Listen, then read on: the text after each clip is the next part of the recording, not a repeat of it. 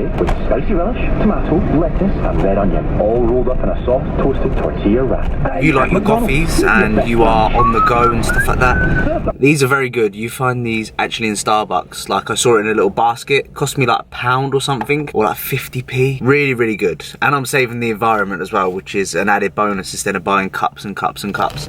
However, I still use plastic bottles, so technically I'm still a cunt because I'm not saving the planet. I'm looking to actually get like a refillable big like jug instead of using these all the time, because I do like every 3 days, and I'll be honest with you, I do like every 3 days I get rid of this bottle and I get a fresh one, because you know I mix my EAAs and stuff like that in here, and it gets all like dutty looking and bitty. I have to throw it away and get a fresher one, but these are very good. They're like 50p a pound and you can save the environment, which is always nice.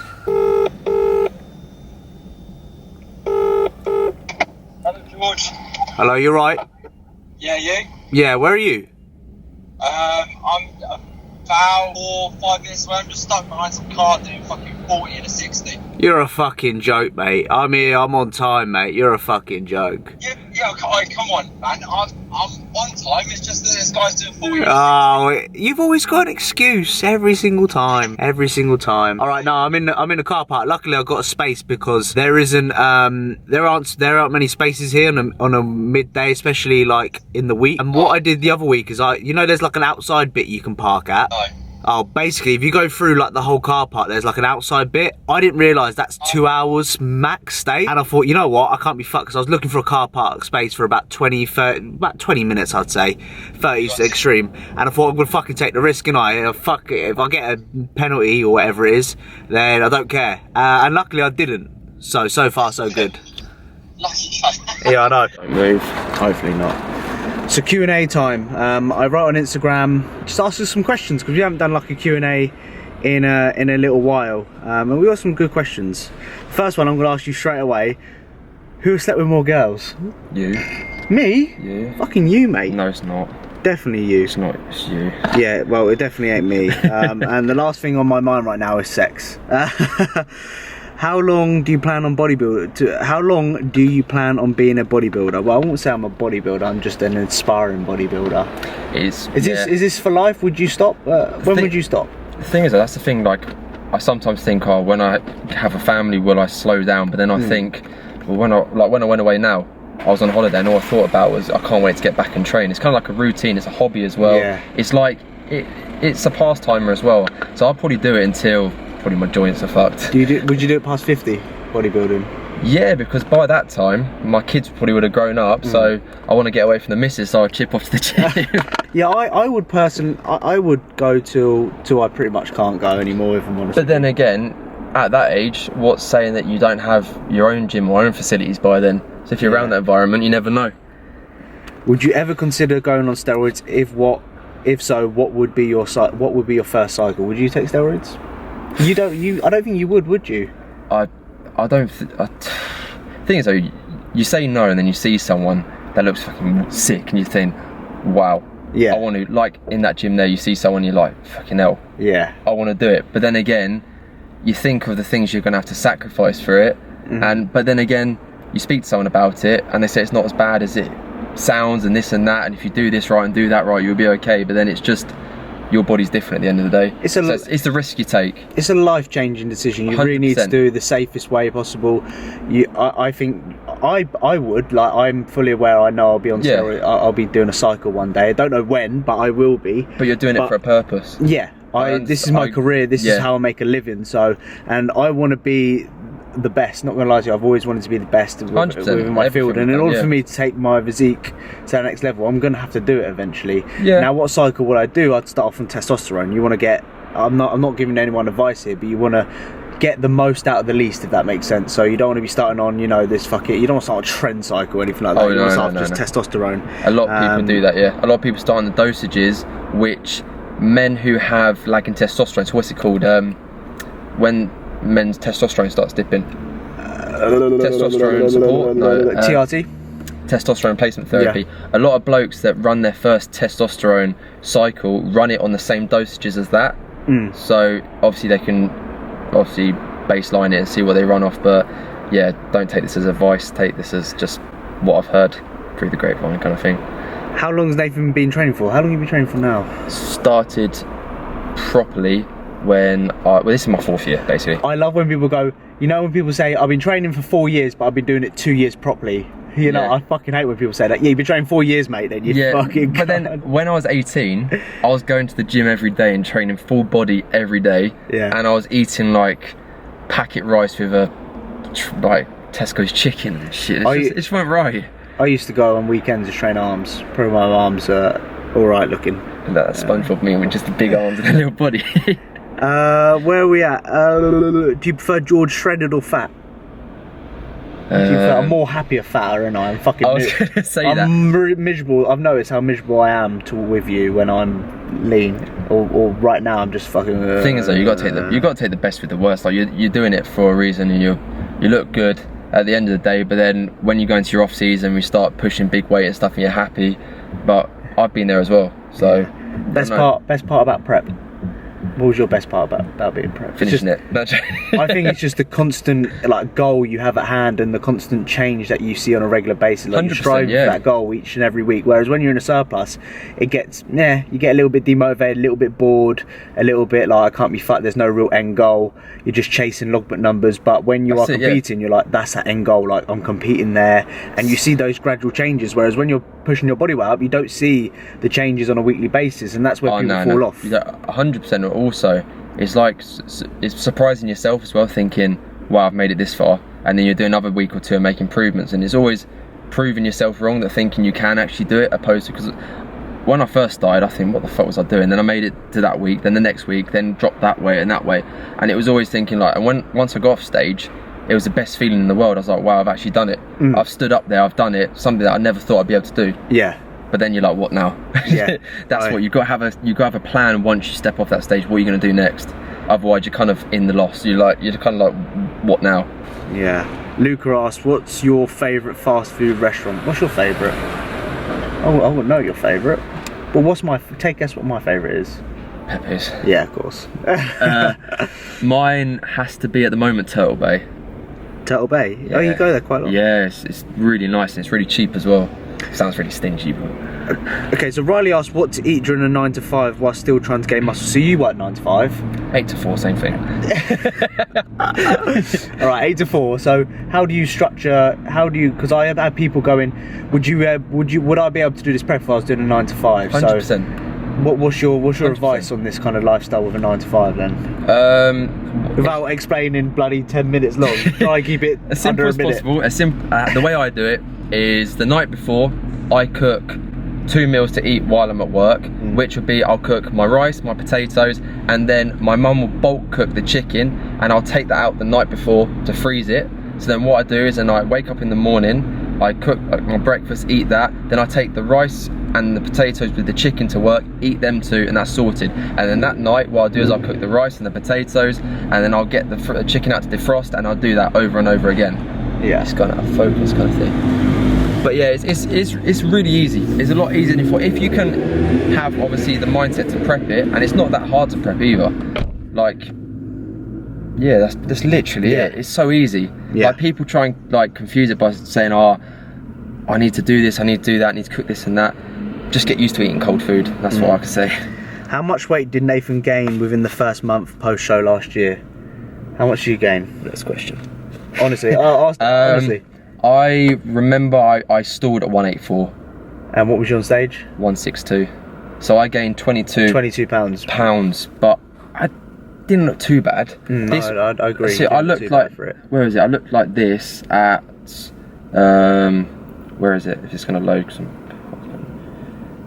That's what I looked like. Obviously, that's what I looked on stage. It's gonna focus, and that's what I looked like 24 days after. It's gonna focus. Get my head out. There we go. Hopefully, it focuses.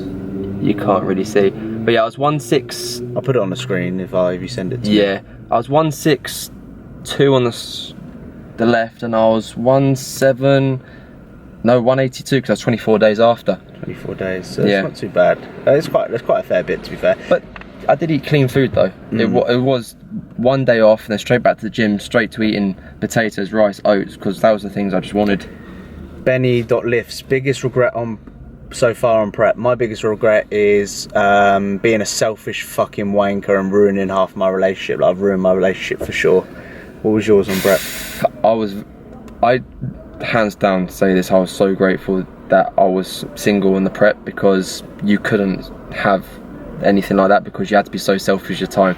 But the thing I regret was having cheat meal every Saturday and following that up to 8 weeks, 7 weeks out, I believe. I should have just not done that, because that would have probably helped me that bit better. Is Nathan natty? Yeah. Nattiest guy here. No, I'm joking. Yeah, he is natty. 100%. Tips for a beginner on what to do when about coming out of an tips for a beginner on what to do when about to come out of an extreme diet.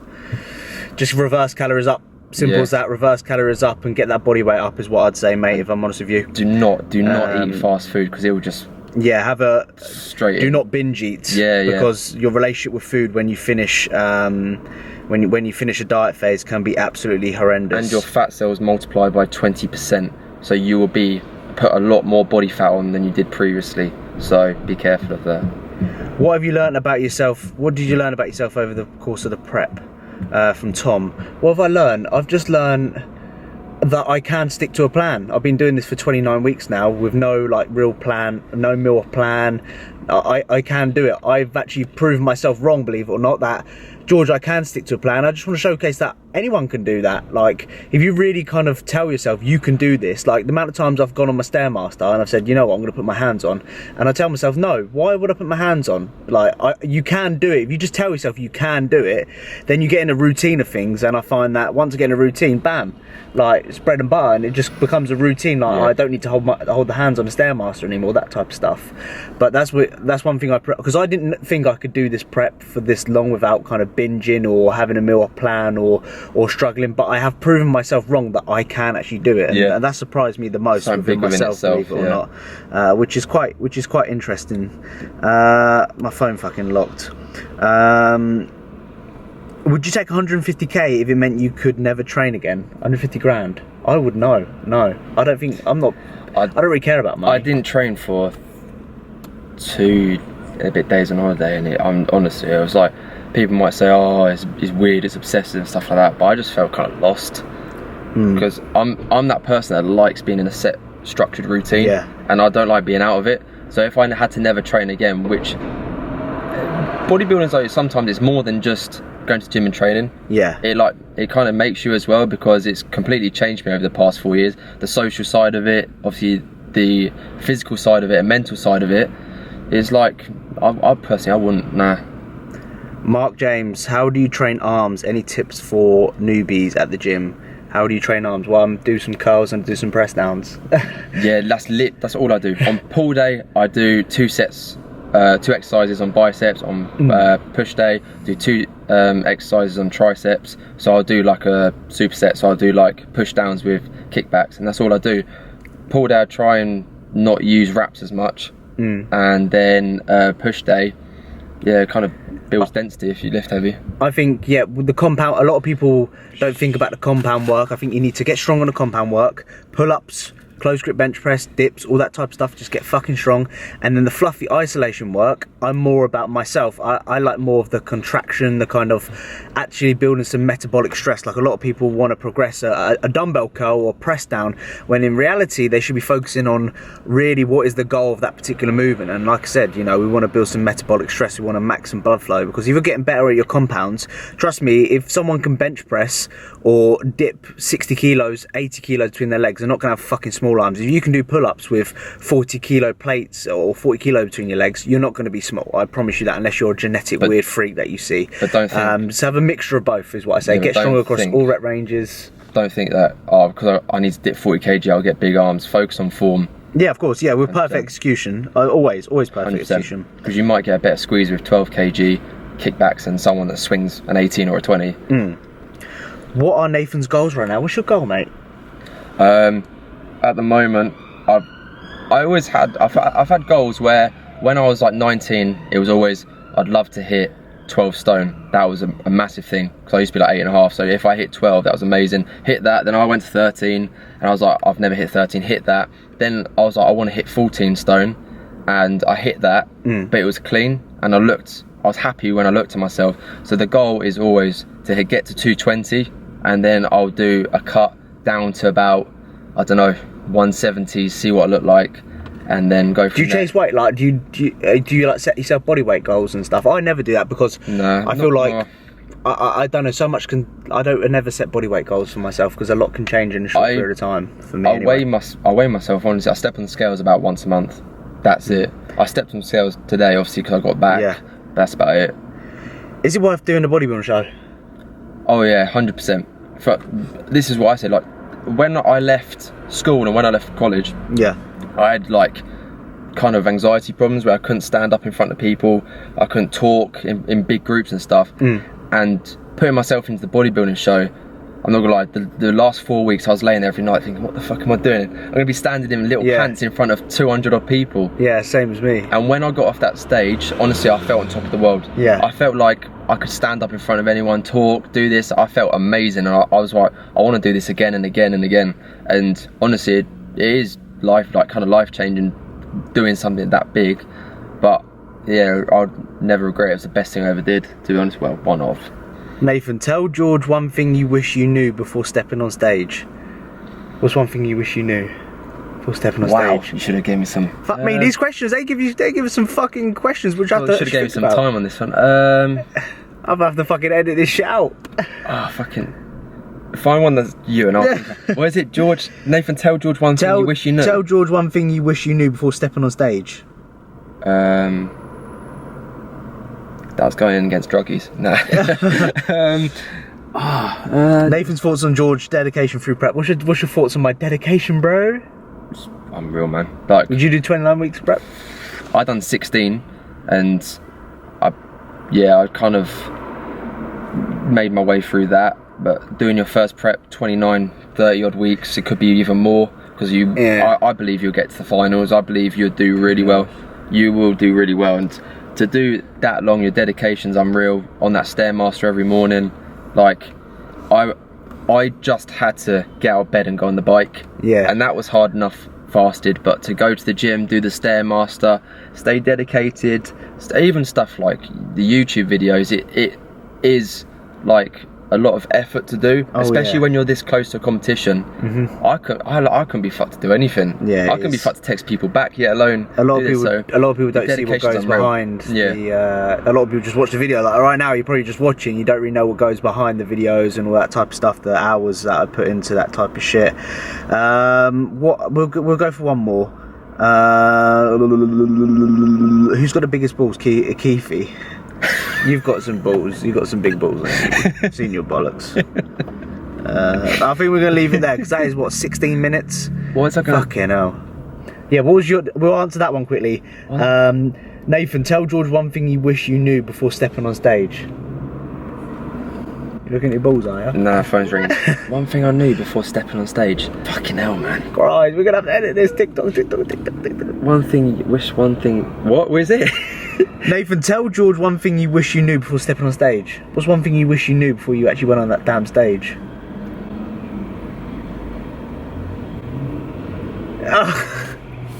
The longest. I'm hungry as fuck. Mate, I have no clue. Fucking useless. Because you're so prepared. Oh well, I don't know. We'll find out. We'll fucking find out. What's one thing you wish you knew? Personally, here we go. Personally, how to kind of. Oh my god! Look, come on, man. I'm hungry. Wish one thing you knew before. Kind of. I weren't. Nah, I don't know. Oh, honestly, I can't tell. All that for that. I can't tell you. But you got anything to say to the camera before we go? Nah. Thanks for following his journey and keep following it. He's doing all right. I'm hungry as fuck, mate. Not gonna lie to you. This is not a Lidl's cookie. Yeah. Anyway, we'll see you in a bit. Love you. Bye. Love you.